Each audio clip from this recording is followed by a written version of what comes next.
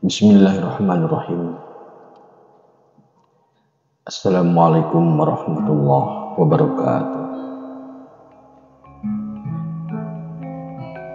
Maha suci Allah, segala puji dan syukur kita panjatkan kehadirat Allah. Semoga kita selalu dalam bimbingan rahmat dan ridha Allah Subhanahu wa ta'ala. Subhanallah walhamdulillah astagfirullah wallahu akbar.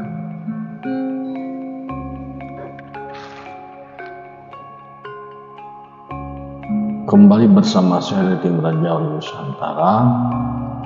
Kali ini kita akan membahas terkait dengan mimpi sang imam. Imam mimpi sang imam.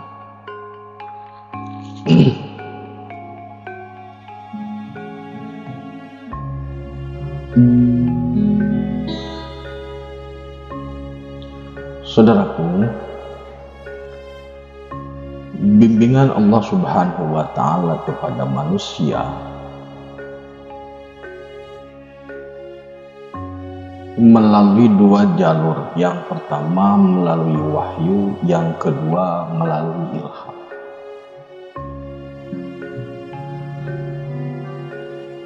Bimbingan wahyu itu diberikan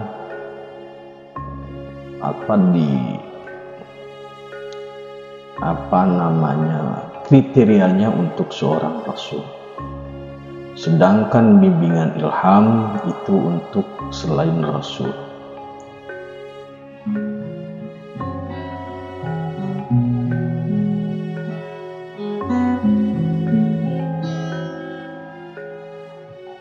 Turunnya wahyu atau datangnya ilham itu bisa melalui berbagai metode. Ada dengan cara sedang melek, ada pada saat sedang merenung, ada saat tidur, ada pada saat sedang bertafakur dan lain sebagainya. Jadi wahyu maupun ilham datang dengan hampir cara yang sama.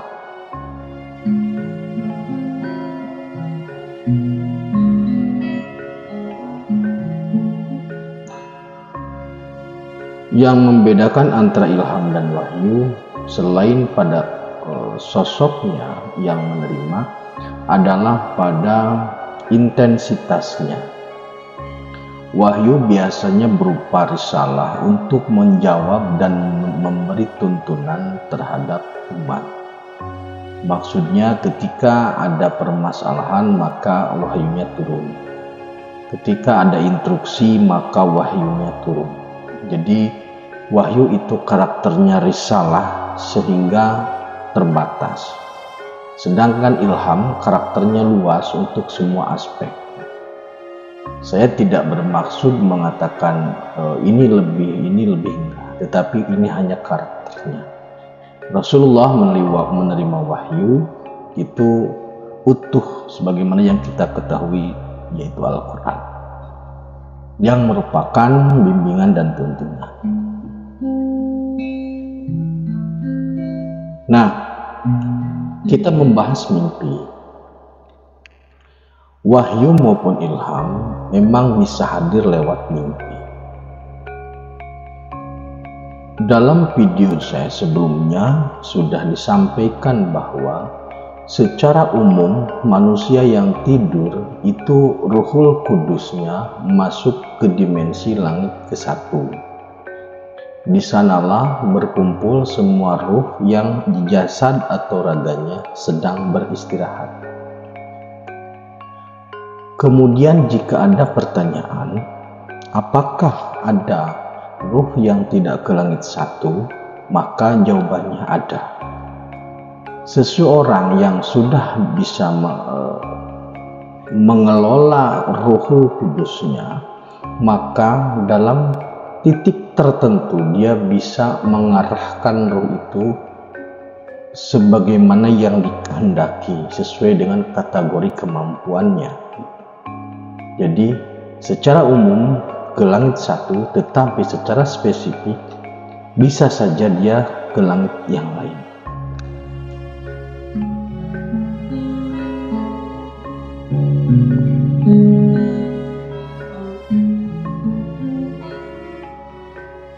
Nah, kemudian begini,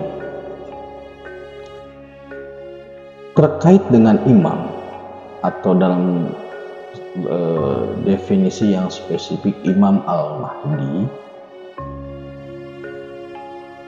bagaimana seorang imam menerima informasi atau bimbingan dari Gusti?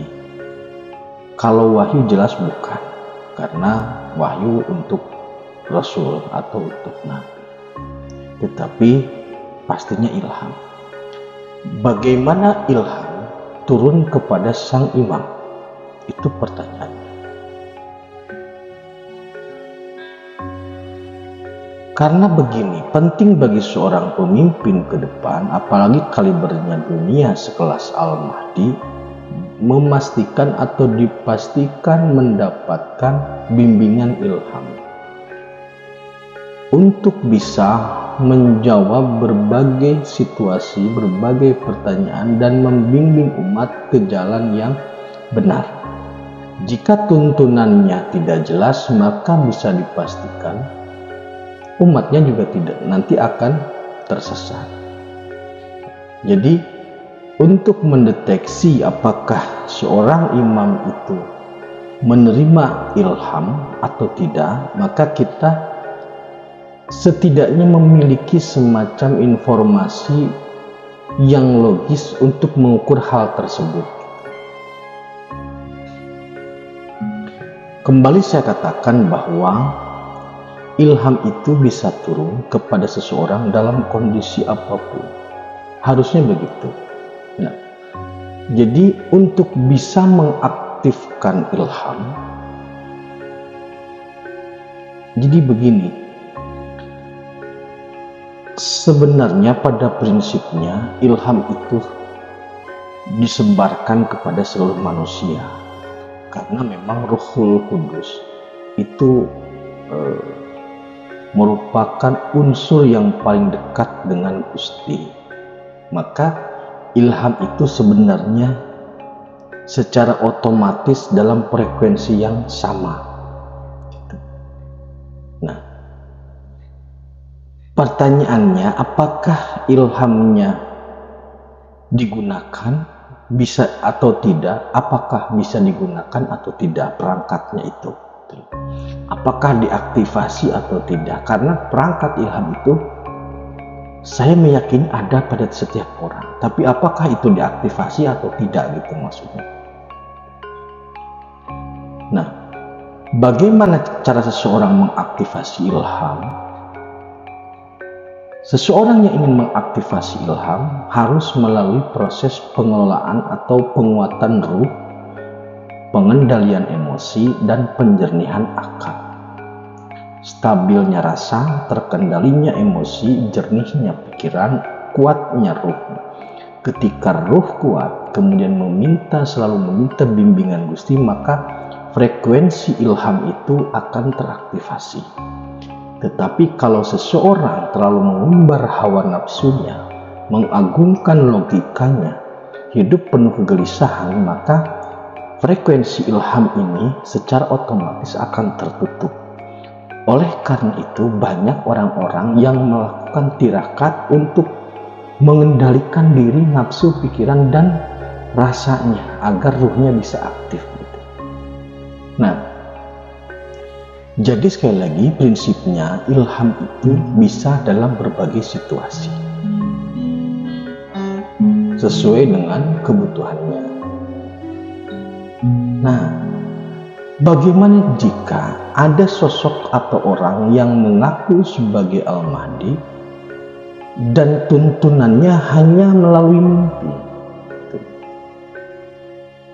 Bisa jadi memang benar ada tuntunan pada mimpinya. Namun apakah layak seseorang yang mengandalkan tuntunan hanya lewat mimpi untuk menjadi seorang pemimpin umat kaliber dunia dengan label Al-Mahdi.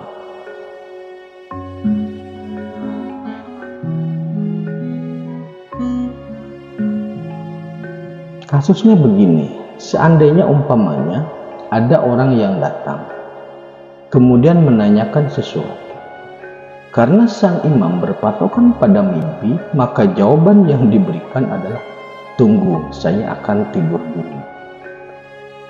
Ketika tidur ternyata tidak bisa bermimpi, dia minta waktu untuk tidur lagi. Karena seseorang yang mendapatkan bimbingan hanya pada saat tidur, itu berarti orang yang bisa jadi orang yang baik, namun pengelolaan ruhnya belum maksimal, sehingga kendali ruhnya masih standar.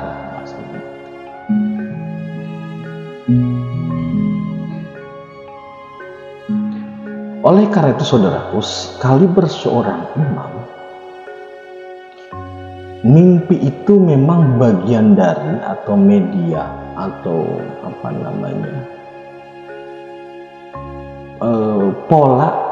pola atau bagian dari pola, memang pola untuk menerima ilham, tetapi itu bagian yang sangat kecil.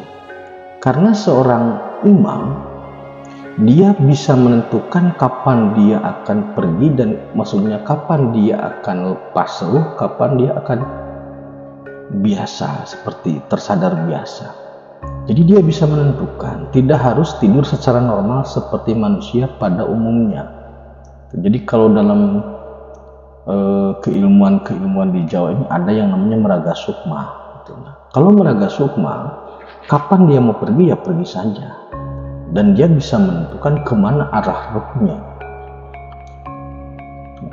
Maka oleh karena itu, jika seorang mengklaim sebagai imam tetapi masih bersandar informasi pada pola mimpi, maka menurut saya belum bisa menjadi acuan kapasitas seorang imam. Jika hanya mengandalkan mimpi, belum bisa menjadi acuan bahwa dia seorang imam, karena mimpi adalah bagian kecil dari pola dalam menerima ilham. Terlalu umum kalau menurut saya.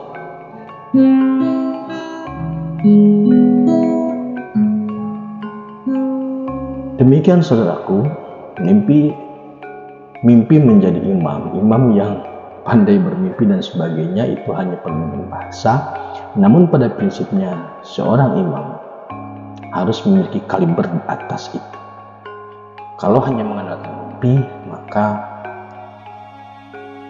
saya pikir terlalu normal untuk menjadi, maksudnya kapasitasnya masih normal, belum kaliber seorang imam. Terima kasih saudaraku, tetap meningkatkan iman dan amal soleh. Akhirul kalam, assalamualaikum warahmatullahi wabarakatuh.